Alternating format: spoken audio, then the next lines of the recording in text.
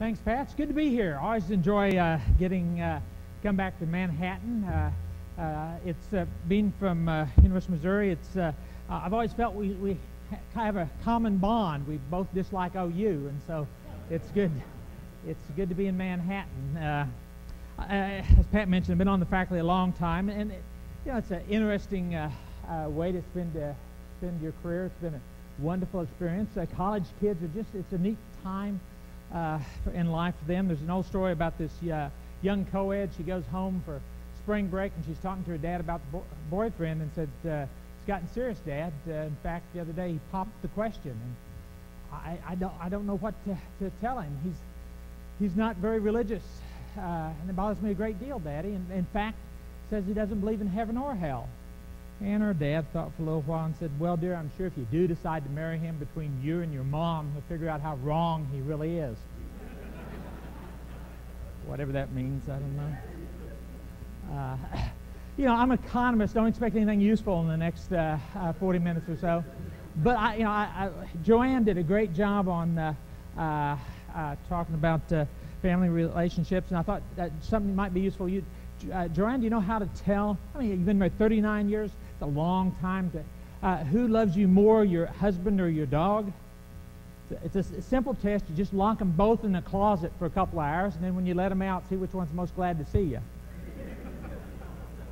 Anyway, you're in the growth industry. If you're in the hog business, that's what, for the future, you want to be in a growth industry. Economics works out better.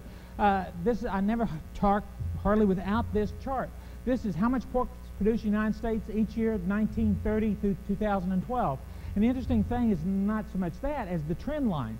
You take 1930 pork production, increase it 1.5% per year for 82 years, and that's what it looks like. This industry is not only a growth industry, but it's the most stable component of U.S. agriculture. We do occasionally get it below. Great Depression put us below. World War II put us above. But take a look at that chart. The bottom line, if you're under trend, then we're going to increase and go back on trend. If you get above trend, we go back. It's a very stable growth industry. And again, like I say, if you're trying to pick a business to be in, that's where you want to look for. The second thing, U.S. pork industry is increasingly competitive on a world scale.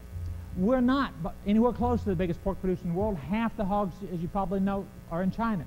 Half the pork's produced and consumed in China. The European Union produces twice as much as we do. So we're the third biggest producer of pork, but we're the biggest exporter of pork, and we're gaining share. This is export share. 20 years ago, 1993, we were exporting about 11% of all the pork moving in international trade was coming from the United States. We don't have we don't have December numbers. I've estimated it, but we're running where over a third of all the pork moving in international trade is coming out of the United States. As far as imports, we were importing 20% of all the pork that moved in international trade. We're down to 5%. We are gaining competitive position against all those other pork producers in the world, and again, that's very good news for your future if you're in the hog business. The other thing, if you happen to be back here in the Midwest, we're moving hogs back to corn. Several reasons for that. Once, we got serious about manure management, and when manure became value for a fertilizer, realized most of what pigs eat, of course, is corn and soybean meal, and what's in corn and soybean meal came out of the land it was grown on, and the part that pigs doesn't use to grow ends up in the manure. And if you've got a corn or a soybean field close by, then the nutrient management plan gets pretty simple. The other thing, distillers grains, this new byproduct from all the ethanol we're producing, very competitive feed, and you find a lot more ethanol plants in the Midwest and DDGs as a result here than you do in the eastern part of the United States. And for a change, it's actually cheaper to raise corn than it is to buy it. If you look at corn prices, this is 103 years or something like that of corn prices. Interestingly, corn, for some reason, seems to move in something of a stair-step fashion. About once a generation, every 30-some years, we move to a new plateau. And at the front of each of these plateaus, it's usually more profitable to raise corn than to buy it. At the end of the plateau, well, you got 34 years here, which corn prices, if anything, trended down. Gets tough, but we're working on the front end of a new plateau, and It's cheaper to raise the stuff than it is to buy it. Anyway, back to the Midwest. This is Iowa's share. Iowa and North Carolina, the top two hog-producing states. North Carolina during the 80s and 90s grew incredibly fast, but what's the trend? North Carolina's giving up market share. Iowa's gaining, and again, it's that proximity to corn that's a problem for North Carolina and an advantage for hog producers in the Midwest. Ethanol production, which is, it's been tough trying to make a living in the hog business the last several years because your feed costs have just gone through the roof. And why is because of all the corn we're using to make ethanol. 42% of the 2012 corn crop will be run through an ethanol plant. As it turns out, the more corn's used to make ethanol, the less is available to strange and exotic things like feed pigs or cattle or chickens, and so your feed bill goes up.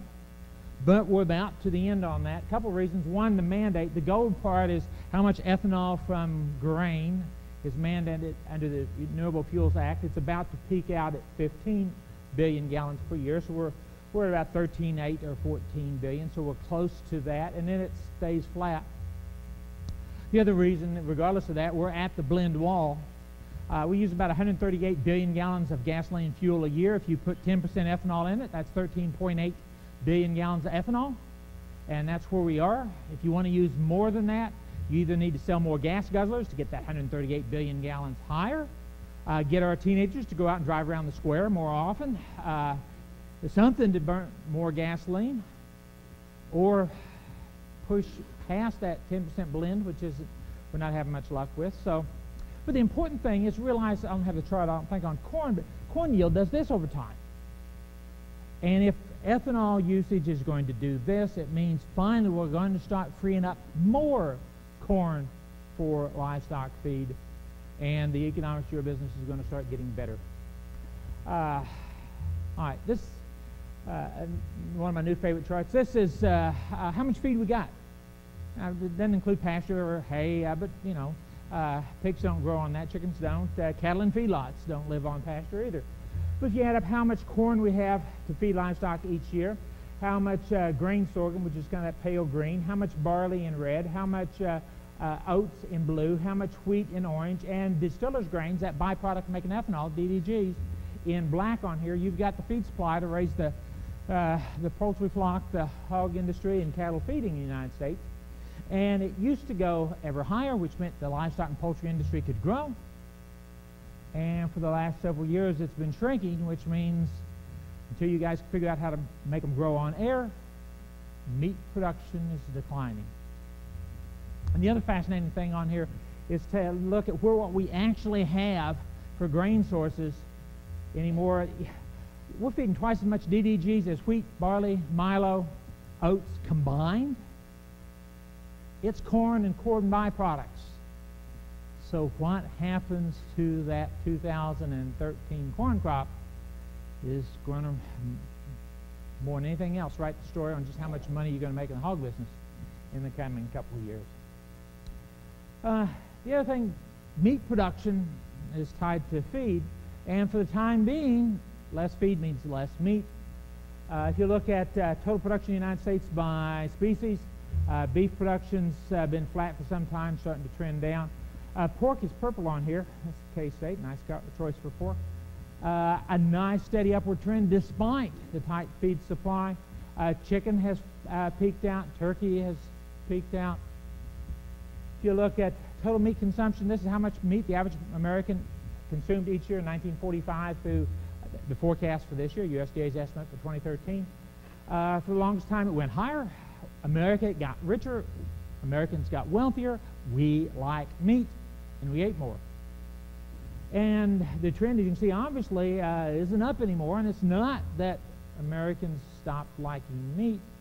It's that when we ran out of feed, meat production went down, and if we don't produce it on our farms, then it's tough to eat.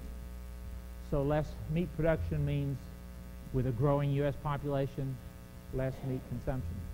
If you break it out by species, beef is a tough go. 1976, the average American ate 94 pounds of beef. This year, the average American is going to eat 40 pounds less beef than in 76. Pork has been remarkably stable until we ran out of feed last few years, 50 pounds per person per year. One of the things pork's got going for us is that near monopoly on breakfast. If people eat meat for breakfast, what do they eat? Bacon or sausage or ham. And so it's given us a lot more stability and demand than the other meat space. Fish and turkeys down here at the bottom. Let's see. Pork share of meat consumption, again, when the poultry industry grew so fast, we was losing share, but we pretty well stabilized it, a little over 21, 22%. Meat demand. All right, what impacts consumers' willingness, ability to buy meat each year? Well, one of the things is a negative correlation with gasoline prices. High gasoline prices is tough on meat demand. It's tough on grocery sales. If you think about it, when gasoline prices go up, what do? You grumble about it every time you fill up your tank, but what's the choice? You spend the money until you decide to trade cars, maybe get a more fuel-efficient one, but otherwise you spend money. And so you get periods, the green is monthly gasoline price in the United States. You get periods of very high gasoline prices tend to correspond with lower demand levels. It tends to go a bit in opposite directions. Not perfect correlation by any means, but it's tough to predict the future. The other thing, it's always nice when people have jobs. You can talk about the unemployment rate, but realize being unemployed by U.S. government definitions is a voluntary condition. All you have to do to stop being unemployed is, yeah, but it can be tough to get a job, even faster and quicker. Quit looking. If you're not actively looking for a job, then you're not unemployed. And we've had 8 million Americans since the recession stopped looking. They didn't find jobs, they just quit looking, no longer unemployed. What I like to, from a demand side, it doesn't matter how many people don't have jobs, it's how many do. That's where the money comes from. This is monthly data, January 1948 through January 2013. The little green dots. How many people in America had a job each year? Each month, rather. The trend line, so to see how you've done. We had a long stretch in there in the 80s and 90s, which we were consistently above trend. Anybody know what we did to manage that? We put women to work. You know, when women work at home, they don't get counted as having a job. They do the same thing or something different outside the home. We count them. And so we had a long surplus, which generated a lot of tax revenue for the government and a lot of income for people to spend. But where are we now? January, we're 18.2 million fewer Americans with jobs than where we would be if we was on trend. We are trending higher, but not as fast, so that gap is growing, and fewer than expected people with jobs is tough on government finances. I don't know if you're aware of this, but the federal government actually spends more money than collecting taxes, and that's part of the reason, and it's also tough on meat demand. GDP growth, how fast the economy grows, kind of drives jobs and such. We had a recession back in 2008. Normally we come booming out of recessions. We didn't this time. We've been averaging no better than 2% growth. The fourth quarter last year, a negative growth, or the economy actually shrunk by 1/10 of 1%. The problem with 2% economic growth is the population will grow about 1% per year.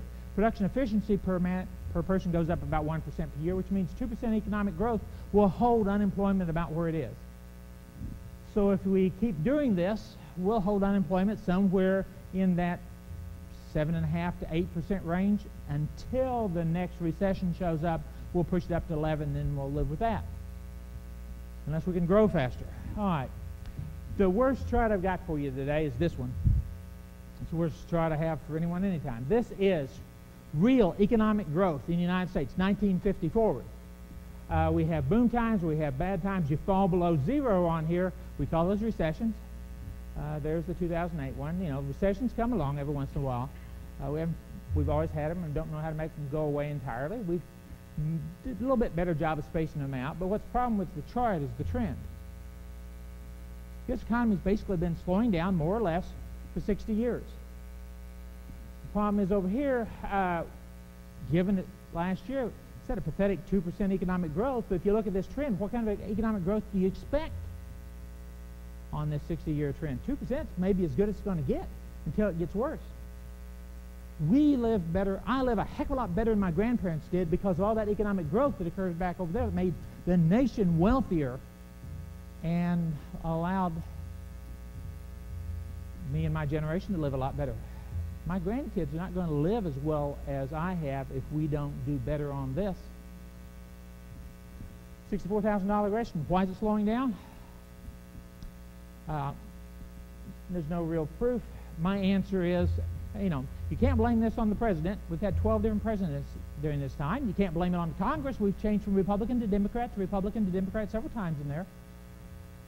To explain why it's happening, it's something that's ongoing and accumulating. My answer is, bit by bit, law by law, we put more rules and regulations on business, the ability to generate economic growth and respond quickly to opportunities is just not what it used to be. There's too many T's to be crossed and I's to be dotted, and as a result, we just slow things down, and that means an awful lot for quality of life going forward. All right, now, meat demand. It's always tough to figure out exactly how to communicate meat demand. I like this one. This is called the bologna index. What we've got here is 3 cuts of meat, boneless beef sirloin, boneless pork chops, boneless skinless chicken breast. Monthly grocery store prices, national average, as a percent of the price of a pound of bologna. Let's see, boneless beef sirloin pre-recession was running about 250% or 2.5 times the price of a pound of bologna. Pork chops about 1.5 times boneless skinless chicken breast. 1.4, 140%, 40% higher than a pound of bologna. You run a recession through the economy, people don't quit eating in recessions, they just figure out how to eat cheaper. And so demand for these quality cuts loses ground to bologna. Post-recession, it's been a slow recovery, but we're growing back. Everybody except chicken's having a very tough time. If you look at the gap between chicken and pork is widening, and between chicken and beef is widening. We had 5 months last year, 2011, when you could actually buy a pound of boneless, skinless chicken breast cheaper in the average grocery store than you could buy a pound of bologna.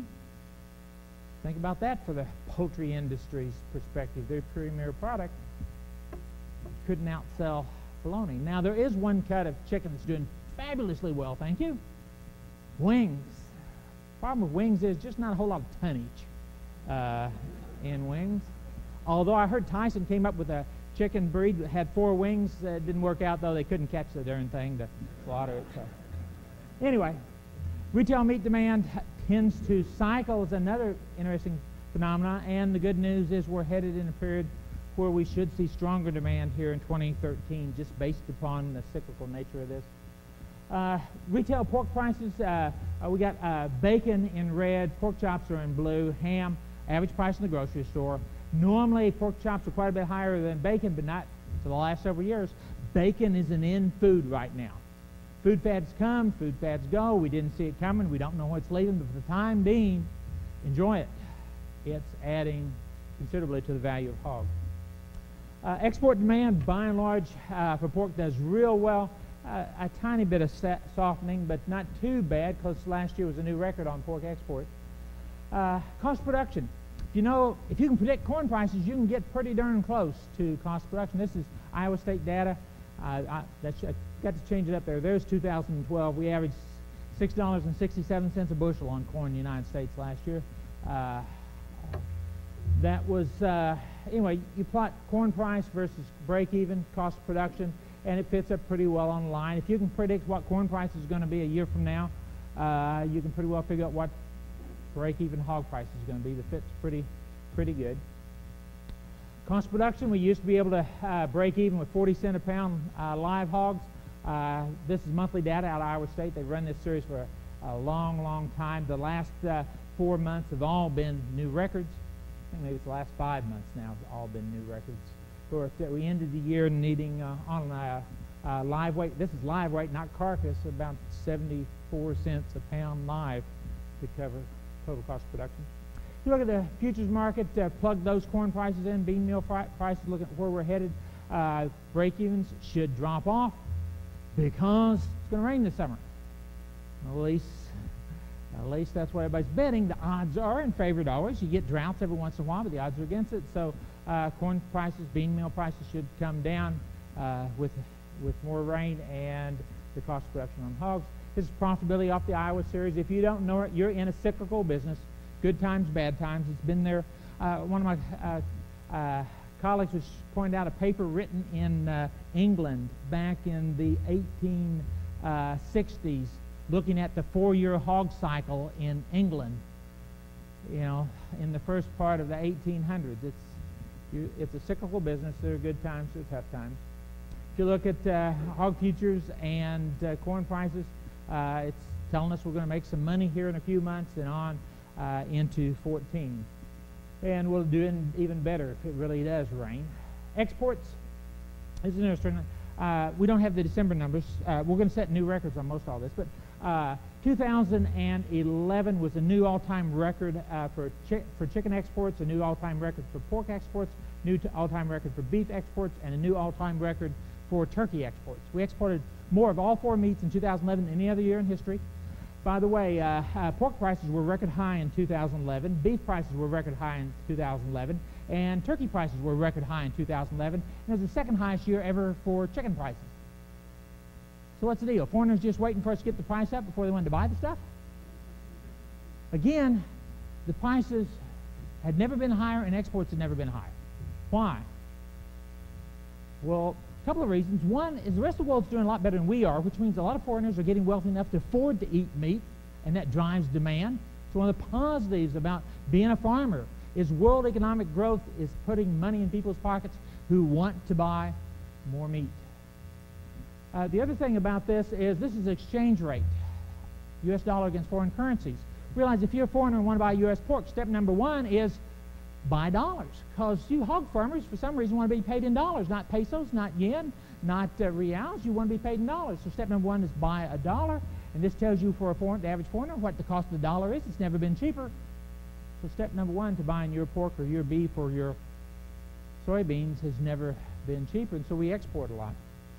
As far as 2012, when we get the December numbers in, because we got through November, we'll get a new record on chicken, a new record on pork, a new record on turkey, and beef, not quite, but close. All right, imports and exports. Monthly exports of pork out of the United States, it's not up every month, but that's a nice trend, isn't it? Imports of pork in the United States, a lot more stable, and as you can see, trending down. Percentage-wise, any given month, somewhere around 22, 23%, sometimes 25% of all the pork we produce in this country gets exported. You're in a growth industry. Imports are about 3.5% of what we eat is imported. And you can see the trends on that. As far as value, what it means, again, the 12 numbers aren't in yet. 2011, for every hog we killed, in 2011, foreigners bought about $55 worth of pork stuff, about $47 worth of meat, and throw in another $8 worth of byproduct for every hog we killed. Exports are incredibly important to the pork industry and get more so every year. Who's buying? Japan is in red on here. These are monthly exports for the last 5-6 years or so. Japan's usually our biggest foreign buyer. It's interesting, the green dots here, that's Canada. It's become our most consistent growth market. I mean, that's not a whole lot of fluctuation month to month. Canada's steady growth on pork exports. All right, and then you got a bunch of them jumping around. The green triangles here is Mexico. Mexico tends to buy a lot of hams, looking for cheap, lower cost cuts of pork, but they buy a lot of it, as you can see, and it's trending up also. China's on here in purple. Back during the Olympics, they bought a lot of pork, and all those reporters showed up for the Olympics, and they wanted to make sure, at least in Beijing, there was plenty of meat to eat, so they imported enough. When the Olympics ended, their purchases of U.S. pork plummeted. But 2011, they bought a lot. We got Russia on here. They're that light blue, bounce around a lot.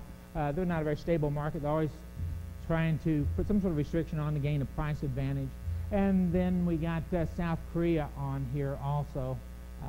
They're also a lot of volatility. But all in all, a lot of foreign countries buy U.S. pork. Imports of live hogs. Feeder pigs coming south from Canada. All the hogs we import come from Canada, with the exception of about a handful of breeding stock each year. But about 400,000 feeder pigs come south each month, pretty stable. Number of slaughter hogs was 90,000, and it's slowly trending down to 80,000. But and the outlook is that it's likely going to continue to trend down because the Canadian hog industry is shrinking. They didn't make any money last year either. On corn, it was quite a turnaround last year. You may not remember, back in the first part of the year, this is September corn futures. From January up until the middle of June, corn got cheaper. The expectation was it was going to be a great corn harvest in 2012. We just planted more acres of corn than any year since 1937, and it went in early, and usually early planting gives you, and corn got cheaper, which caused some people to think about expanding the herd until all of a sudden we realized, hey, it hadn't rained lately, and it quit that, and then, of course, corn futures went up. We had some thoughts of growth. We gave it up. And, you know, when you get that kind of volatility in hog prices, you get a little inconsistency in what hog producers are thinking about the size of the breeding herd. The December survey, you can see most everything's even to down a bit. Fall fairings were down 1%. Winter fairings expected to be even. Spring fairings down 1.9%. So kind of hanging on, but no real growth in there. If you look at the number of sows faired, we had a period back there in 7 and 8 when we were kind of high, but basically about 2.9 million sows per quarter is about what it takes to balance things out. We can live with that. Cyclically, percent change, we're in the down part of the cycle because you didn't make much money last year. This is a chart. What we've got is a profit index in red, and in blue, and percent change in daily hog slaughter 15 months later. And you notice it fits together fairly well.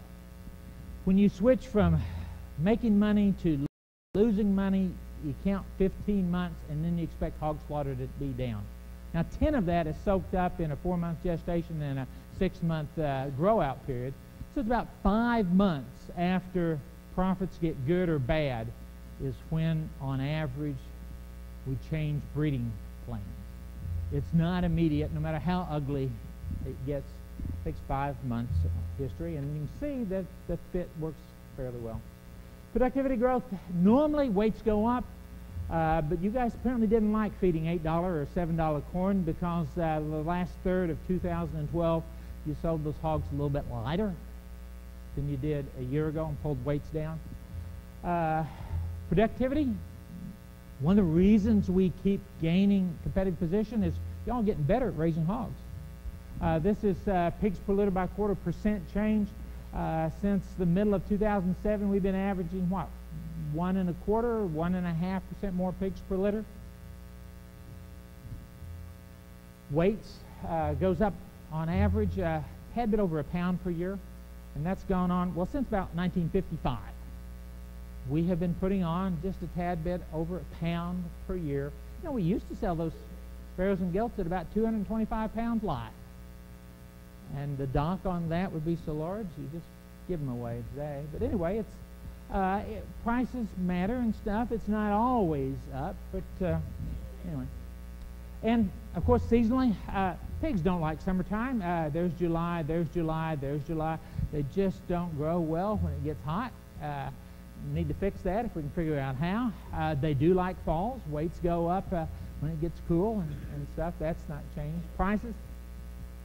The seasonal pattern realize grocery store prices lag hog prices. We tend to get the highest hog prices June, July, and it shows up in the highest prices in the grocery store August and September. That's the normal pattern. Last year is orange on here.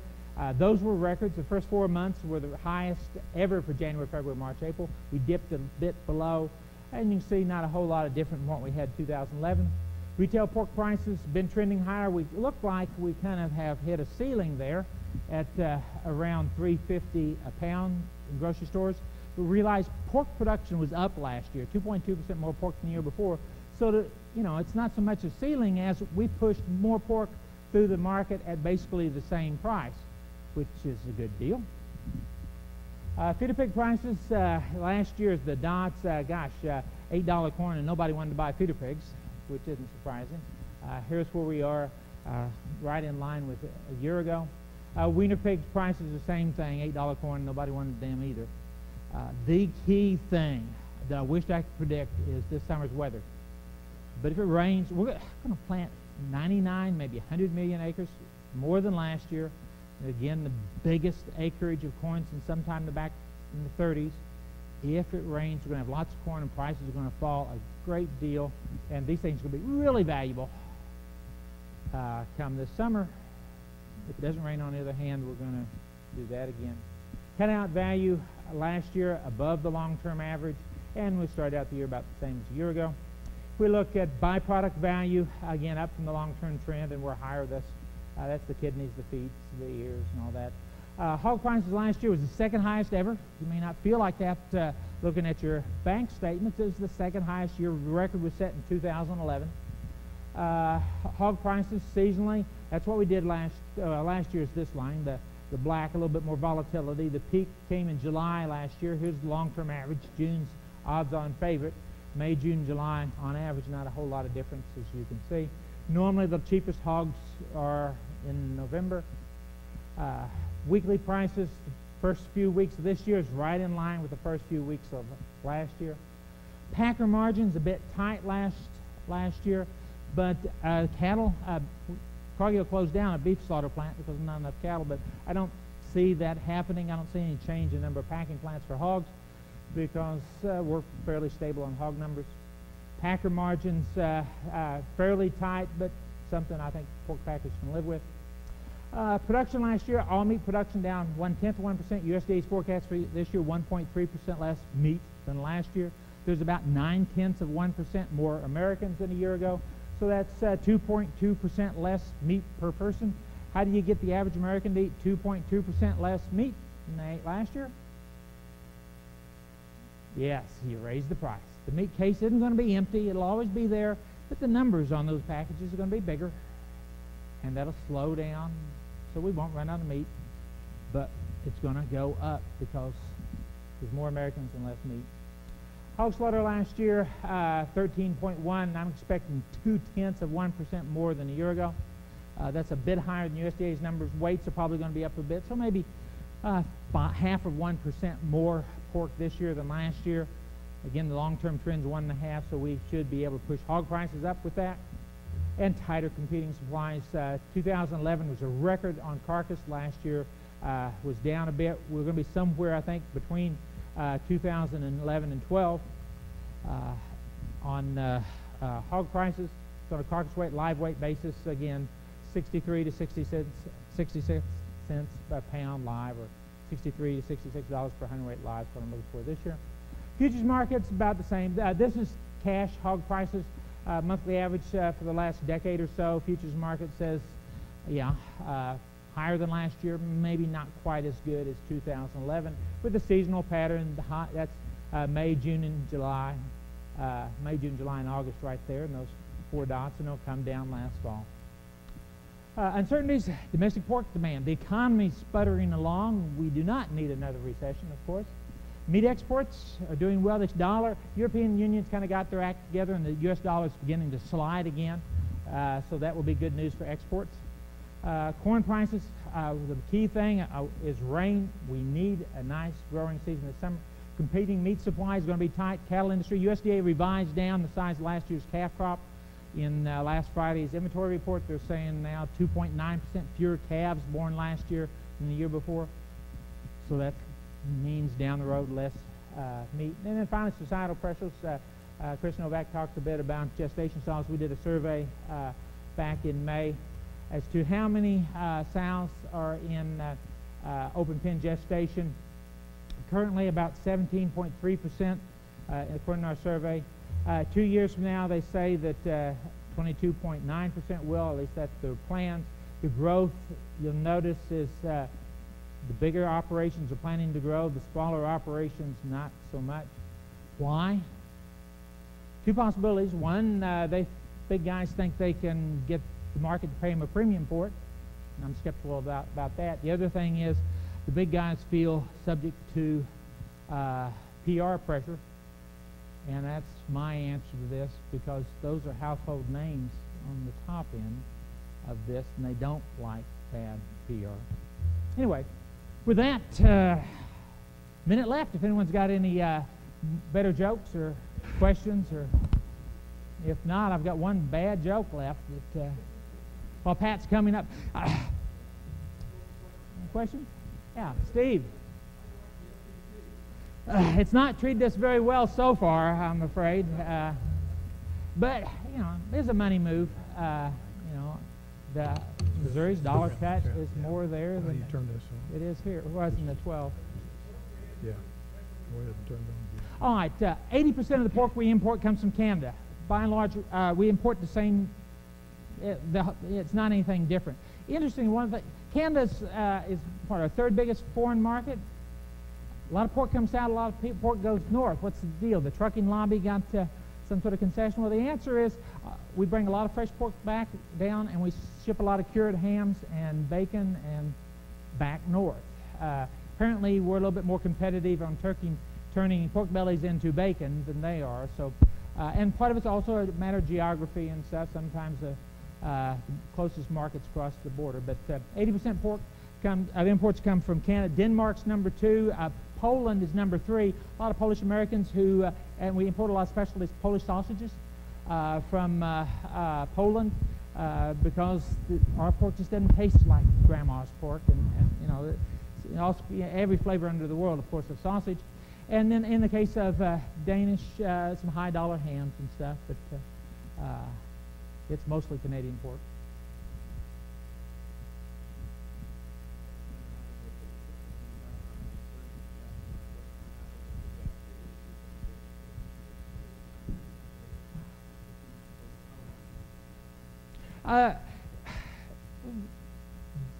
Washington's primary objective, when you get down to it, is figuring out how to kick the can down the road. There is no solution to this that will make anybody popular. Every solution is very painful. We have dug ourselves in such an incredibly deep hole that to fix this is going to be painful, and politicians aren't good at foisting pain on people, so they try to kick the can down the road. And we've been doing it quite well for the last several years. With, you know, we dealt with the debt ceiling about 14 months ago, and we just put it off in this fiscal cliff thing that we dealt with right at the end of December by kicking the spending part of it down the road 90 days, I guess. So, you know, my prediction is Congress will find out some new and creative way to kick the can down the road farther, because they don't have the courage to tell us what we really have to give up and what they got to do to balance this budget. And so we're more concerned with getting reelected.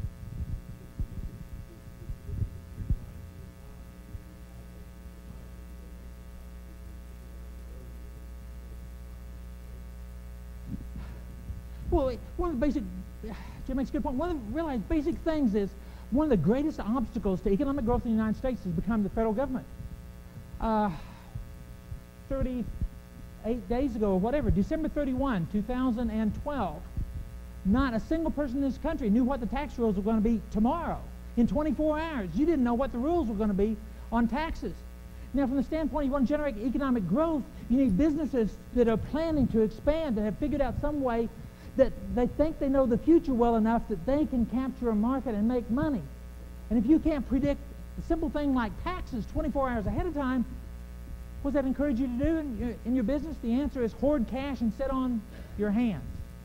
That's not how you generate economic growth, by hoarding cash and sitting on your hands, but that's where we are. Now, on the tax side, we sort of dealt with it maybe for a while, although the president keeps saying, no, we're going to include tax changes in the discussion on the spending part that we kicked down the road for 90 days, but there's a lot of people with government contracts and stuff that are wondering how's that next half of the fiscal cliff going to be dealt with, and whether or not I need to be laying off employees. And a lot of businesses have to give 90 days notice to lay anybody off, and they're not sure they're going to have a contract. So again, this is no way to run an economy. Anyway.